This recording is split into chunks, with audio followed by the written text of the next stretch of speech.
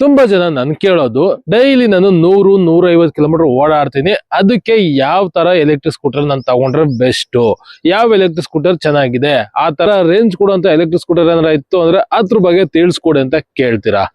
ನಮಸ್ಕಾರ ಎಲ್ರಿಗೂ, ನೀವು ನೋಡ್ತಾ ಇದೀರಾ ಸಂಚಾರಿ ಶಿವ ಯೂಟ್ಯೂಬ್ ಚಾನಲ್. ನಾನು ಶಿವ. ಇವತ್ತು 100-150 ಕಿಲೋಮೀಟರ್ ರಿಯಲ್ ರೇಂಜ್ ಇರುವಂತ ಎಲೆಕ್ಟ್ರಿಕ್ ಸ್ಕೂಟರ್ಗಳ ಬಗ್ಗೆ ನಾನಿವತ್ತು ಮಾತಾಡ್ತಾ ಇದ್ದೀನಿ. ಅದಕ್ಕಿಂತ ಮುಂಚೆ ನಿಮ್ಗೆ ಈ ಪ್ರಾಡಕ್ಟ್ ಬಗ್ಗೆ ತಿಳಿಸ್ಕೊಡ್ತೀನಿ. ಇದು ಆಗ್ರೋ ಕಂಪ್ನಿಯ ಕಾರ್ ಪ್ರೆಷರ್ ವಾಷರ್.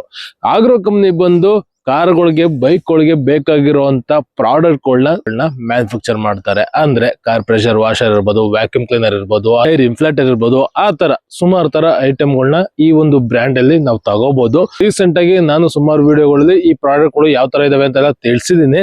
ನಾನ್ ನೋಡ್ದಂಗೆ ಈ ಪ್ರಾಡಕ್ಟ್ ಗಳೆಲ್ಲ ಕೊಡುವಂತ ಪ್ರೈಸ್ ಗಳಿಗೆ ತುಂಬಾ ಚೆನ್ನಾಗಿದಾವೆ. ಸೊ ನೀವೇನಾರ ಕಾರ್ಗಳಿಗೆ, ಬೈಕ್ಗಳಿಗೆ ಪ್ರಾಡಕ್ಟ್ ಗಳು ತಗೋಬೇಕು ಅಂತ ನೋಡ್ತಾ ಇದೀರ ಅಂದ್ರೆ ನೆಕ್ಸ್ಟ್ ಟೈಮ್ ಆಗ್ರೋ ಕಂಪ್ನಿಯ ಪ್ರಾಡಕ್ಟ್ ಗಳನ್ನ ಚೆಕ್ಔಟ್ ಮಾಡಿ. ಇನ್ನು ಇವಾಗ ಟಾಪಿಕ್ ಬಗ್ಗೆ ಮಾತಾಡೋದಾದ್ರೆ, ಡೈಲಿ ನಾನು 100-150 ಕಿಲೋಮೀಟರ್ ಓಡಾಡ್ತೀನಿ, ಯಾವ ಗಾಡಿಗಳನ್ನ ತಗೋಬಹುದು ಅಂತ ನಾವು ನೋಡೋದಾದ್ರೆ ಮಾರ್ಕೆಟ್ ಅಲ್ಲಿ ಸುಮಾರು ಎಲೆಕ್ಟ್ರಿಕ್ ಸ್ಕೂಟರ್ ಇದಾವೆ.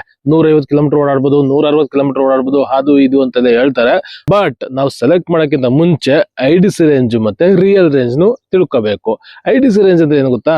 ಕಂಪ್ನಿಯವರು ಯಾವ್ದೋ ಒಂದು ಮಿಷಿನರಿಲಿ ಫಿಟ್ ಮಾಡಿರ್ತಾರೆ. ಗಾಡಿನ ಯಾವ್ದೇ ತರ ಮೂವ್ ಮಾಡದೆ ವೀಲ್ ನ ಜಸ್ಟ್ ರೊಟೇಟ್ ಮಾಡಿ ಚೆಕ್ ಮಾಡೋ ಅಂತ ಒಂದು ರೇಂಜ್.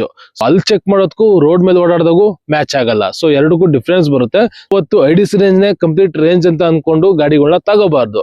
ಇವಾಗ ಎಕ್ಸಾಂಪಲ್ ಹೇಳೋದಾದ್ರೆ TVS Orbiter 159 kilometre IDC range ಅಂತ ಹೇಳಿದ್ದಾರೆ. ಬಟ್ ನಮಗೆ ರಿಯಲ್ ಆಗಿ ಒಂದು 100-110 ಕಿಲೋಮೀಟರ್ ಮ್ಯಾಕ್ಸಿಮಮ್ ಓಡಾಡಬಹುದು. ಆ ತರ ಇರುತ್ತೆ. ಅದನ್ನ ನಾವು ತಿಳ್ಕೊಂಡು ತಗೋಬೇಕಾಗುತ್ತೆ. ಸೊ ನೀವು ಡೈಲಿ 100-150 ಕಿಲೋಮೀಟರ್ ಓಡಾಡ್ತೀರಾ, ಅಂತೆ ಗಾಡಿಗಳು ನೀವು ಹುಡ್ತಾ ಇರ ಅಂದ್ರೆ ನನ್ ಸಜೆಷನ್ ಏನ್ ಗೊತ್ತಾ? 200 ಕಿಲೋಮೀಟರ್ ಪ್ಲಸ್ IDC ರೇಂಜ್ ಇರುವಂತ ಗಾಡಿಗಳನ್ನ ಸೆಲೆಕ್ಟ್ ಮಾಡಿ. ಸೊ ಆ ತರ ಗಾಡಿಗಳು ಯಾವ್ಯಾವ ಇದಾವೆ ಅಂತ ನಾವು ನೋಡೋದಾದ್ರೆ, ಮೊದ್ಲು ಬರೋದೆ ಆ ತರ ಗಾಡಿಗಳಲ್ಲಿ TVS iQube ST. So TVS iQube ST same TVS iQube ಹೆಂಗಿದೆ ಅದೇ ತರನೇ ಇದೆ, ಬಟ್ ಬ್ಯಾಟ್ರಿ ಸೈಜ್ ಒಂದು ಜಾಸ್ತಿ ಆಗಿದೆ. ಸೊ ಬ್ಯಾಟ್ರಿ ಬಂದು 5.3 ಕಿಲೋವ್ಯಾಟ್ ಅವರ್ ಕೆಪಾಸಿಟಿ ಇರುವಂತ ಬ್ಯಾಟ್ರಿನ ಕೊಟ್ಟಿದ್ದಾರೆ. ಅಂಡ್ ಒಂದ್ಸಲ ಚಾರ್ಜ್ ಮಾಡಿದ್ರೆ 212 ಕಿಲೋಮೀಟರ್ ಹೋಗ್ಬೋದು ಅಂತ IDC ರೇಂಜ್ ನ ಹೇಳಿದ್ದಾರೆ. ಬಟ್ ನಾವು ರಿಯಲ್ ರೇಂಜು ಕರೆಕ್ಟ್ ಆಗ ನಾವು ಓಡಾಡ್ತೀವಿ, ಕರೆಕ್ಟ್ ಆಗಿ ಓಡಾಡಿದಾಗ ಏನ್ ರೇಂಜ್ ಸಿಗುತ್ತೆ ಅಂತ ನೋಡೋದಾದ್ರೆ 150-170 ಕಿಲೋಮೀಟರ್ ಓಡಾಡಬಹುದು ಅಷ್ಟೇ.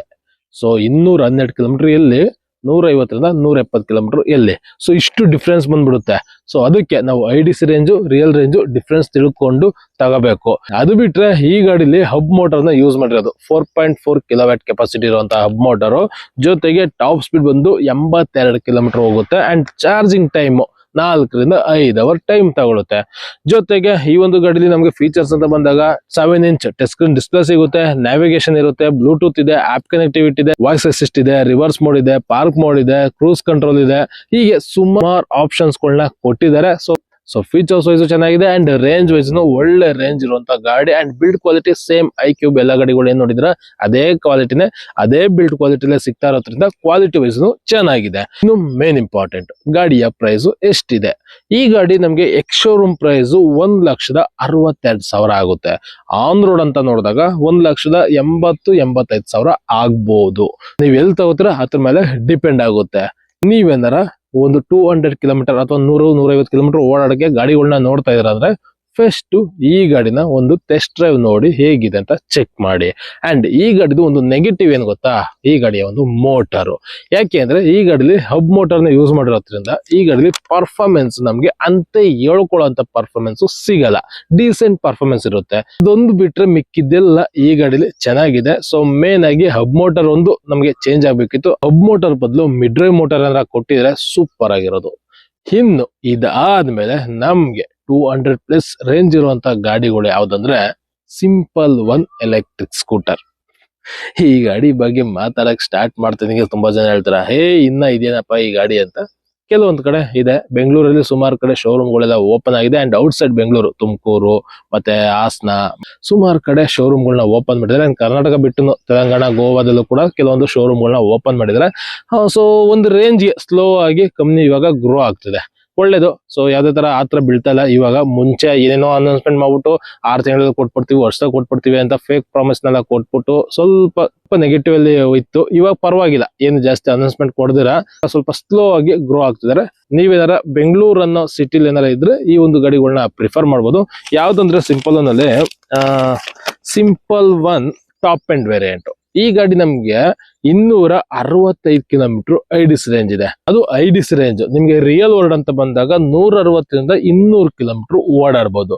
ಸೊ ನನ್ನ ಪ್ರಕಾರ 160ರಿಂದ 170, 180 ಆರಾಮಾಗಿ ಓಡಾಡ್ಬೋದು. ಅದಾದ್ಮೇಲೆ ಏನಾರ ರೇಂಜ್ ಬರ್ತಿದೆ ಅಂದ್ರೆ ಪರವಾಗಿಲ್ಲ. ನೀವು ಎಕೋ ಮಾಡಲ್ ಏನಾರ ಜಾಸ್ತಿ ಓಡಾಡ್ತೀರಾ ಅಂದ್ರೆ ಅವಾಗ ಇನ್ನ 200 ಪ್ಲಸ್ ಆರಾಮಾಗಿ ಬರುತ್ತೆ.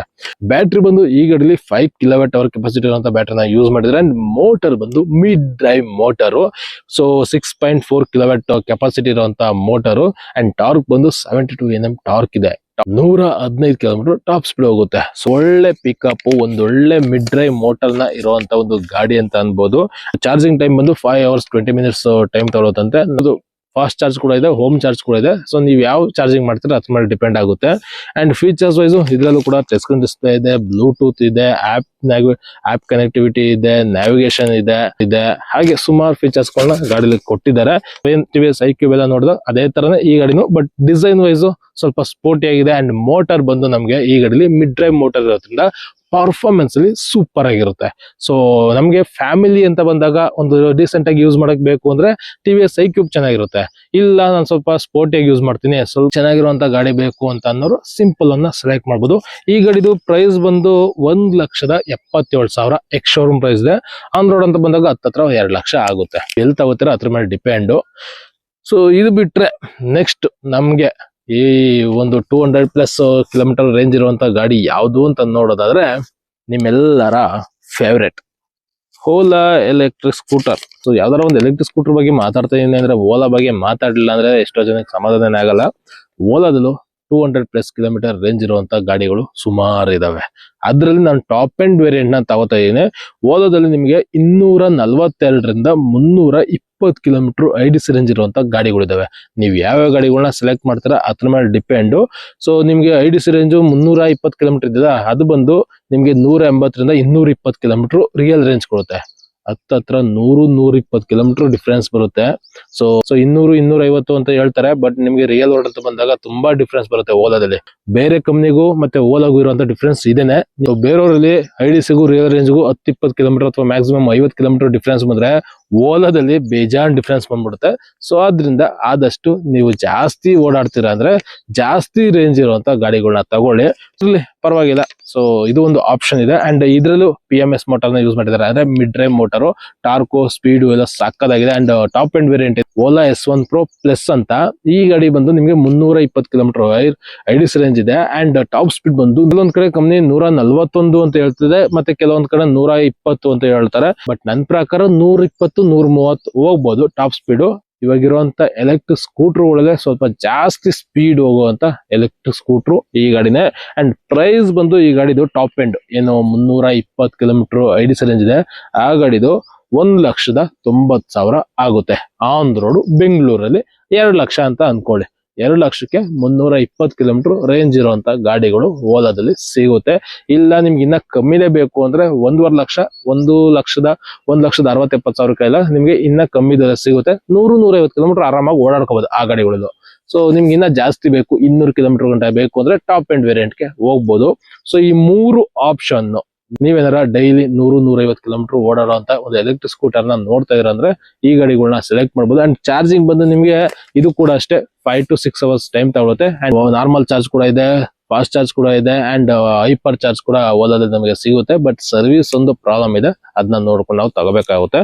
ಸೊ ಓವರ್ ಆಗಿ ಈ 3 ಗಾಡಿಗಳು ನಮ್ಗೆ 100-150 ಕಿಲೋಮೀಟರ್ ಓಡಾಡಕ್ಕೆ ಸೆಟ್ ಆಗುವಂತ ಗಾಡಿಗಳು. ಸೊ ನೀವೇನಾರ ಡೈಲಿ 100-150 ಕಿಲೋಮೀಟರ್ ಓಡಾಡ್ತಿದ್ರ, ಡೈಲಿ ಪೆಟ್ರೋಲ್ ಹಾಕೊಂಡು ಓಡಾಡಕ್ ಆಯ್ತಾ ಇಲ್ಲ, ನಾರ್ಮಲ್ ಆವರೇಜ್ ಒಂದ್ 40 ಕಿಲೋಮೀಟರ್ ಮೈಲೇಜ್ ಕೊಡುತ್ತೆ ಗಾಡಿ ಅಂತ ಅನ್ಕೊಂಡ್ರು ನಿಮ್ಗೆ ಡೈಲಿ 300-400 ರೂಪಾಯಿ ಪೆಟ್ರೋಲ್ ಅಂತ ಹೋಗುತ್ತೆ. ಅದ್ರ ಬದಲು ಎಲೆಕ್ಟ್ರಿಕ್ ಸ್ಕೂಟರ್ ತಗೋಬೇಕು ಅಂತ ನೀವು ಪ್ಲಾನ್ ಮಾಡ್ತಿದ್ರ ಅಂದ್ರೆ ಈ 3 ಎಲೆಕ್ಟ್ರಿಕ್ ಸ್ಕೂಟರ್ ಇದೆ. ನನ್ ಪ್ರಕಾರ ನನ್ ಪರ್ಸನಲ್ ಒಪಿನಿಯನ್ ಓಲಾ ಚೆನ್ನಾಗಿದೆ, ಬಟ್ ಸರ್ವಿಸ್ ಇಶ್ಯೂ ಜಾಸ್ತಿ ಇರೋದ್ರಿಂದ ಸದ್ಯಕ್ಕೆ ತಗೊಳಕ್ಕೆ ಹೋಗ್ಬೇಡಿ. ಅಂಡ್ iQube ತುಂಬಾನೇ ಚೆನ್ನಾಗಿದೆ, ಬಟ್ ಅದು ಡೀಸೆಂಟ್ ಪರ್ಫಾರ್ಮೆನ್ಸ್. ನಿಮಗೆ ಪರ್ಫಾರ್ಮೆನ್ಸ್ ವೈಸ್ ಸ್ವಲ್ಪ ಪರ್ಫಾರ್ಮೆನ್ಸ್ ಅಷ್ಟಕ್ಕಷ್ಟೇ ಅಂತ ಅನ್ಸುತ್ತೆ. ಬಟ್ ನಿಮಗೆ ಸರ್ವಿಸು ಮತ್ತೆ ಕ್ವಾಲಿಟಿ ಅಂತ ಬಂದಾಗೆಲ್ಲ ತುಂಬಾ ಚೆನ್ನಾಗಿರುತ್ತೆ. ಅಂಡ್ ಸಿಂಪಲ್ ಅಂತ ಬಂದು ನಿಮಗೆ ಪರ್ಫಾರ್ಮೆನ್ಸ್ ವೈಸು ಚೆನ್ನಾಗಿದೆ ಅಂಡ್ ಕ್ವಾಲಿಟಿ ವೈಸು ಚೆನ್ನಾಗಿದೆ. ಬಟ್ ಪ್ರಾಬ್ಲಮ್ ಏನಂದ್ರೆ ಸರ್ವಿಸು, ನಿಮಗೆ ಎಲ್ಲಾ ಕಡೆನೂ ಇವ್ರದ್ದು ಸರ್ವಿಸ್ ಇಲ್ಲ. ಸೊ ನೀವೇನಾರ ಬೆಂಗಳೂರಲ್ಲಿ ಇದ್ದೀರಾ ಅಂದ್ರೆ ಆರಾಮಾಗಿ ತಗೊಳ್ಳಿ, ಯಾಕೆಂದ್ರೆ ಬೆಂಗಳೂರಲ್ಲಿ ಸರ್ವಿಸ್ ಎಲ್ಲ ಚೆನ್ನಾಗಿದೆ. ಬಟ್ ಬೆಂಗಳೂರು ಬಿಟ್ಟು ಆಚ್ ಕಡೆ ಇದ್ದೀರಾ ಅಂದ್ರೆ ಸ್ವಲ್ಪ ಯೋಚನೆ ಮಾಡಿ, ನಿಮ್ಮ ಸುತ್ತಮುತ್ತ ಏನಾರ ಶೋರೂಮ್ ಇತ್ತು ಅಂದ್ರೆ ಅವಾಗ ತಗೊಳ್ಳಿ. ಸೊ ಇದಿಷ್ಟು ನನಗೆ ಅನ್ಸಿದ್ದು. ಸೊ ಈ 3 ಗಾಡಿಗಳು ನಿಮ್ಗೆ 100-150 ಕಿಲೋಮೀಟರ್ ಓಡಾಡಕ್ಕೆ ರಿಯಲ್ ರೇಂಜ್ ಅಲ್ಲಿ ಸೆಟ್ ಆಗುವಂತ ಗಾಡಿಗಳು.